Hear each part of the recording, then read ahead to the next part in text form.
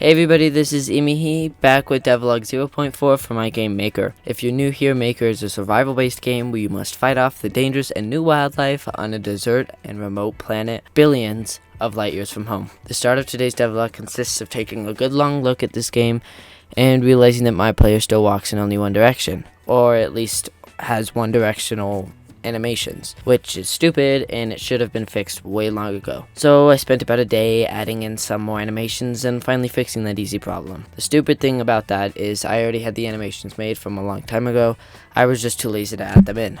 With that finished, here is the final product for the animations. They are still temporary, but this is what we have now, and I think it looks better.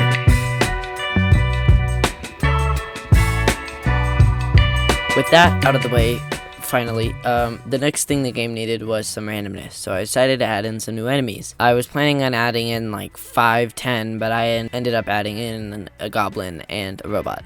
So not much randomness, but it was a start. And on top of that, not a very good looking robot or goblin, but good enough. I was planning on the goblin throwing coins at you and the robot shooting a laser. So with that said, done, and out of the way, here's another final product of how these guys kind of played out.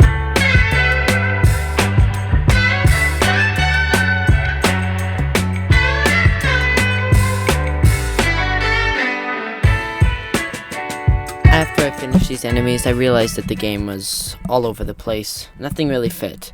Nothing was the same color, nor did the colors match. So after quite a while of not really doing anything, I sat down and watched hours of pixel art tutorials on color palettes, drawing, and animations. After about 3.5 weeks maybe, I finally got the art looking lots better than I did before. This time I didn't just copy something and said that it was good enough. I actually tried to make something that wasn't, ass. It was not perfect, but definitely a way better starting point that we can build on in the future.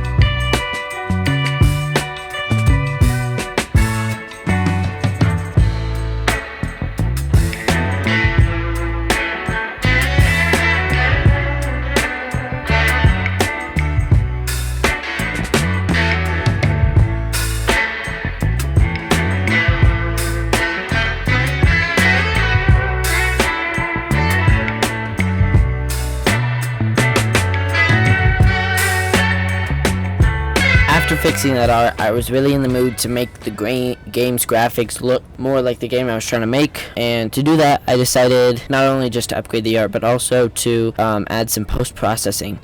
By some, I mean one thing. All I added was a vignette around the outside. I messed with some other things, but the whole point of the game is for it to look really dark and moody for most of the game, and like you're in a thick forest, it's rainy, stuff like that. So a place where visibility is low. I need to add fog in the game, but this vignette, I think, helped the game out a lot and helped the game look good. So I'm not going to do another preview. We're just going to get right into the next thing. After those fixes were finished, the game needed its first little bit of playability besides the little characters that we got. So I spent maybe 30 minutes getting some basic UI working and set up, and a fancy little pickup system. And after that, I decided that we have more than one enemy. We needed more than one environmental object. So I've decided to add in a bush. And this is me just YOLOing it, just throwing something together. And it took me about an hour to make this. And I just put it together, and it is so bad. It looks like a fucking moon. How does someone manage to make a bush look like a moon? Anyway, I ended up recoloring the UI after that, and I threw together a decent looking but functional main menu. The main menu, I really wanted to do a cinematic shot, but I thought there wasn't enough game for that. But yeah, that kind of concludes this devlog. The next devlog is going to be focused around adding in some objects like buildings and stuff. I want to add in a pathway, something like that. Make the game so you actually have something to do. Make it so the wood uses something. Make some rocks, iron. I don't know if I mentioned this, but I do want to add every single thing that's on the periodic table into this game, if not more. In that case, I'm taking a lot of inspiration from Oxygen Not Included. I also want to make the rooms buyable, you have to buy each room so they have a door taking inspiration from Forger there. Yeah, and I guess with all of that said, we can show you a little preview of how the game is looking now. So enjoy this minute or two long preview, and yeah. Before we actually start this little time-lapse sequence showing everything, I'd like to point out that I went through a lot of rough drafts with sound, particles, different enemies. I did try to add in an eyeball. I think I'm going to do that next devlog, but the sound and particle stuff, I really think that would have been better when we actually have something to add sound and particles to. But anyway, if you guys have anything that you want me to add to the game that you want, I'll see if I can do it. Just comment it down below. But yeah, let's do that thing now.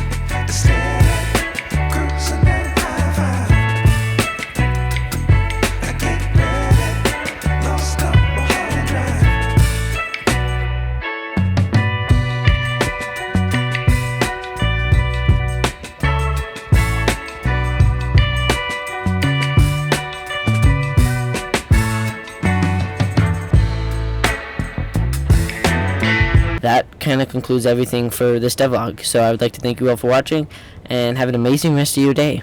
Thanks, and bye.